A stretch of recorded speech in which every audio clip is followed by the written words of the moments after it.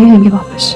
अपने भाई की डेथ के बाद सैम से ये दुख बर्दाश्त नहीं हो रहा होता क्योंकि उसकी माँ बहुत ज्यादा परेशान होती है। सैम अपनी माँ को बार बार समझाने की कोशिश करता है।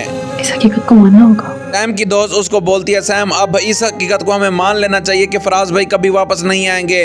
मैं भाई का फोन आएगा नहीं जाने दूंगा। सैम अपने भाई की मैयत उठाने से पहले अपनी माँ को समझाता है जो 2 दिन से बेचारी भूखी होती है। उसको कहता है, अम्मी परेशान ना हो, मैं भाई के खून का बदला रहेगा नहीं जाने दूंगा। भाई के कातिलों से बदला चुकाना है। सैम बोलता है, जिसने मेरे भाई का यही हाल किया है मैं भी उनका वही हाल करूंगा, उनकी जिंदगी जहन्नम बना डालूंगा। इसके बाद सैम अपने दोस्त को बुलाता है, अपने भाई की मैयत लेकर कब्रिस्तान चले जाते हैं।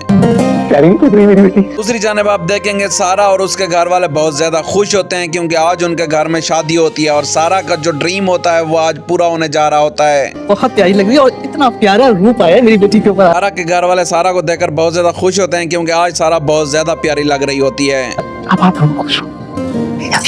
सारा अपने बाप के पास आती है और कहती है, डैडी मैं आपकी बहुत ज्यादा शुक्रगुजार हूँ क्योंकि आपने मेरी मोहब्बत मुझे दिला दी। रेस्टोरेंट के वेटर्स और वहाँ पे जो कस्टमर्स थे, हम जब अपने भाई का कफन दफन करके आ जाता है और सीधा पुलिस स्टेशन में आता है, समैया उसे कहती है कि Sam Faraz last time hotel में पाया गया था और लास्ट जो कॉल थी वो सिर्फ सारा को उसने की थी। उन्होंने ये बात कंफर्म की है कि फराज उस रात किसी के साथ था। मैया सैम को कहती है, सैम मैंने होटल वालों से पता करवाया, होटल के हर मेंबर ने ये बोला है कि फराज उस रात किसी लड़की के साथ था। अब वो लड़की पता नहीं कौन थी। फराज ने मरने से पहले एक नंबर पर कॉल की थी जो नंबर सारा का। मैया सैम को बोलती है, अब हमें सारा को पकड़ना होगा क्योंकि हमें नहीं पता कि आखिर फराज और उसकी क्या बात हुई थी। सैम कहता है, अगर सारा का हाथ है फराज भाई के पीछे तो मैं इसे कभी नहीं छोड़ूंगा। तुम कुछ भी करो लेकिन इस लड़की को मैं सलाखों के पीछे देखना चाहता हूँ। सैम कहता है, सुमैया मैं ये तुम पर छोड़ रहा हूँ, अब तुम्हारी मर्जी है, तुम जो भी करती हो करो, लेकिन इस लड़की को सलाखों के पीछे जेल में कैद करो, इसे भी पता चले।